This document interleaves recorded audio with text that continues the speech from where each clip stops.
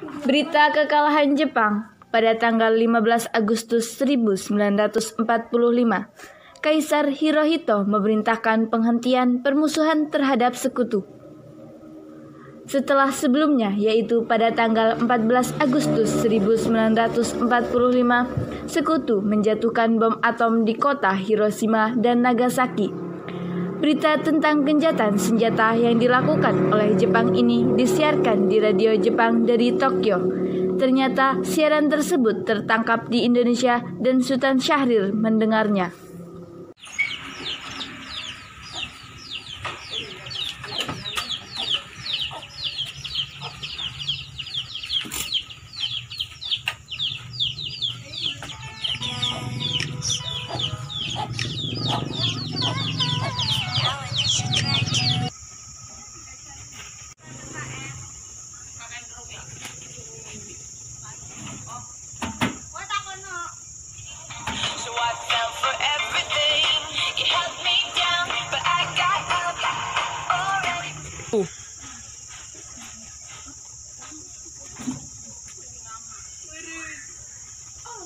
Waalaikumsalam. Apa kalian sudah mendengar berita tentang keadaan Jepang? Benarkah itu? Apa yang terjadi dengan Jepang? Dari yang mendengar, sekutu telah meletakkan bom dan Nagasaki. Berarti kita harus segera memproklamasikan kemerdekaan. Jepang sudah tidak ada lagi wewenang di negeri kita. Kita harus memanfaatkan momen ini.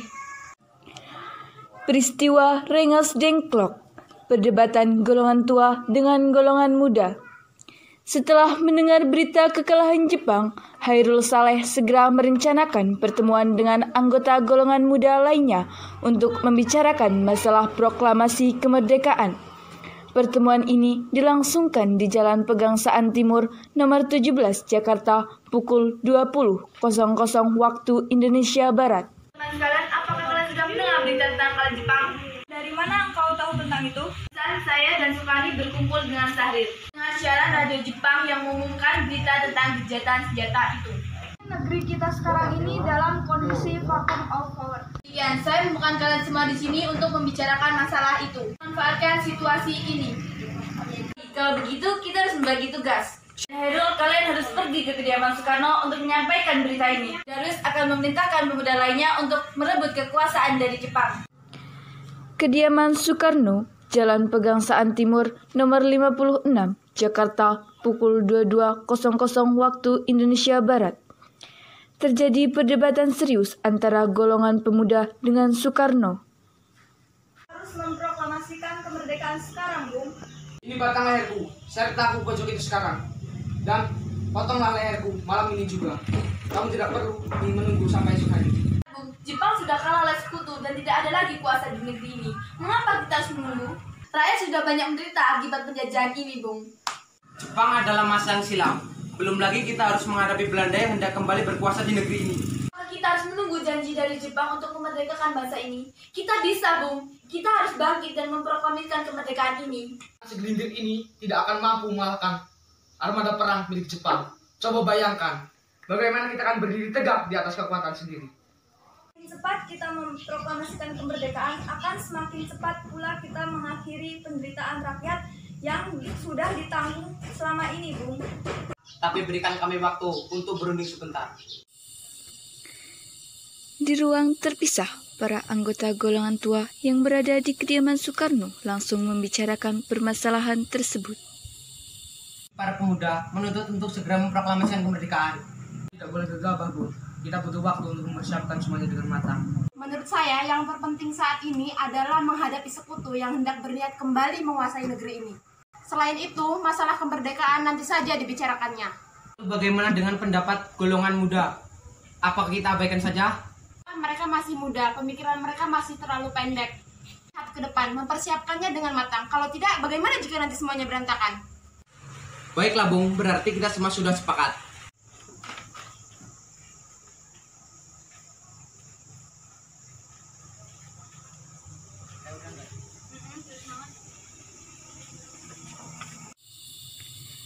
Setelah selesai berunding, para golongan tua segera menemui para anggota golongan muda yang menunggu di luar ruangan.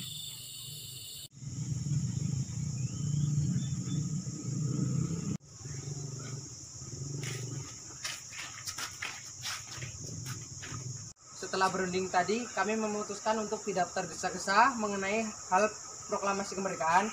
Hal ini masih akan dibicarakan dalam sidang PPKI. Penculikan Soekarno dan Muhammad Hatta oleh para pemuda. Dengan berat hati mendengar keputusan tersebut, para pemuda pun meninggalkan kediaman Soekarno. Tetapi mereka tidak putus asa.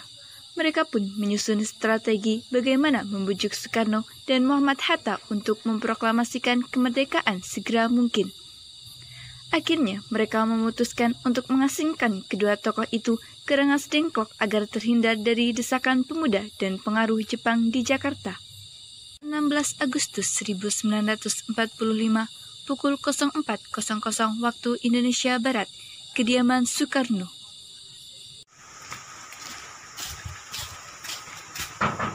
Assalamualaikum. Waalaikumsalam, silakan masuk.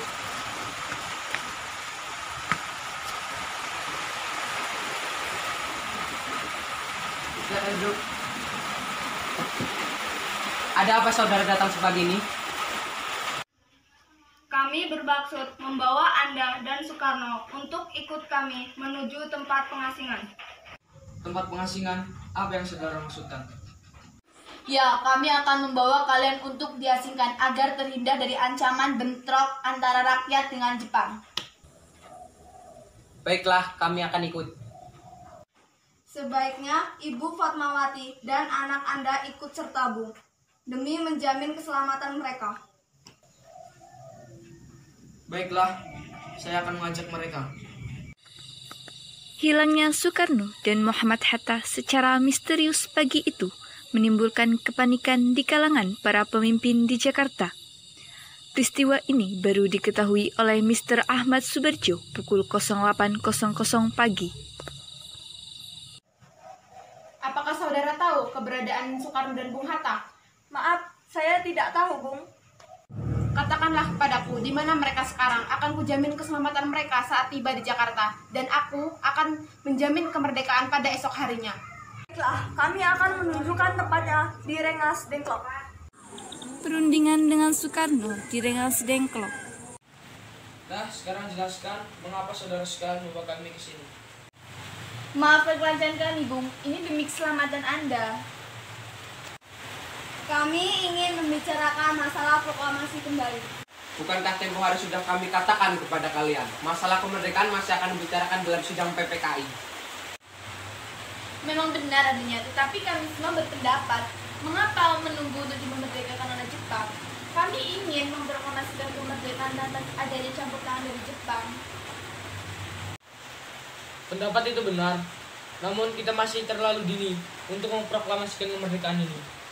Selain itu, kita juga belum siap dan masih membutuhkan bantuan dari Jepang untuk merdeka. Bagaimana bila perkataan Jepang tentang kemerdekaan bangsa kita hanya janji manis belaka? Apa yang akan Anda lakukan? Apakah akan selamanya menunggu janji itu, Bung? Kita harus memproklamasikan kemerdekaan sekarang juga, demi rakyat yang sudah bertahun-tahun terbelenggu oleh penjajahan. Tenang saudara sekalian, mari bicarakan semuanya dengan kepala dingin. Tidak perlu ada ketegangan. Oke? Sudancho Singgih membawa Soekarno dan Muhammad Hatta menjauh dari perdebatan itu. Kemudian mereka berunding.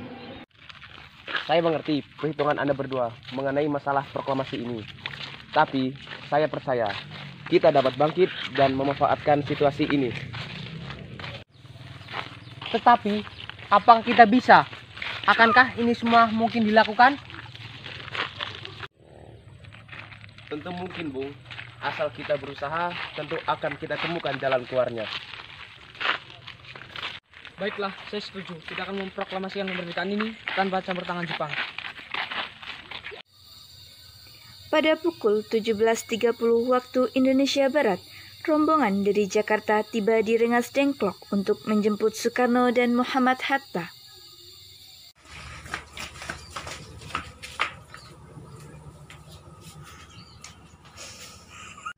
Syukurlah kalian semua baik-baik saja. Jadi bagaimana dengan keputusannya?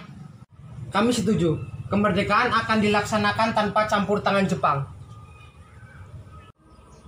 Lalu kapan kita akan melaksanakannya? Menurut saya, bagaimana jika besok pasukan pemuda Jakarta sudah bersiap?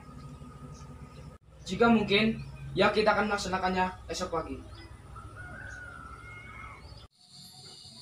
Selesailah perundingan di Rengas Dengklok. Semua anggota golongan tua maupun muda kembali ke Jakarta untuk membahas lanjut rencana proklamasi kemerdekaan tanggal 17 Agustus 1945. Rumah Laksana Maida atau Perumusan Teks Proklamasi. Tanggal 16 Agustus 1945 pukul 23.00 waktu Indonesia Barat, rombongan tiba di Jakarta.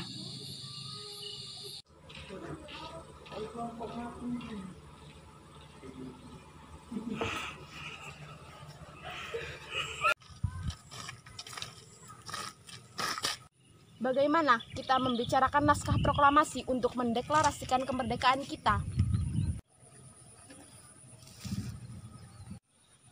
Kita butuh tempat, Bung, untuk membahasnya.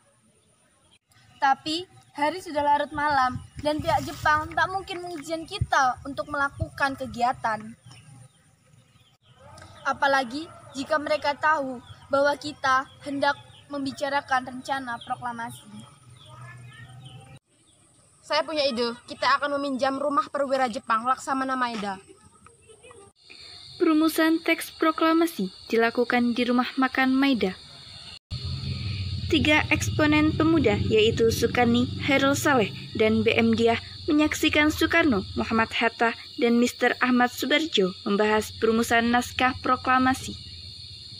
Acara perumusan naskah proklamasi berjalan lancar. Tidak ditemukan kesulitan untuk menemukan rumusan yang tepat. Sebagai hasil pembicaraan mereka bertiga, diperolehlah rumusan yang ditulis tangan oleh Soekarno. Pada tanggal 17 Agustus 1945 pukul 04.00 waktu Indonesia Barat, dibacakanlah rumusan naskah proklamasi untuk yang pertama kalinya di depan para hadirin yang berada di rumah Maida yang berlangsung disetujui. Namun kemudian timbullah persoalan tentang siapa saja yang akan menandatangani naskah proklamasi. Menurut saya, sebaiknya naskah ini jadi ditandatangani oleh anggota PPKI. Memang kenapa? Lantas siapa yang akan menandatanganinya?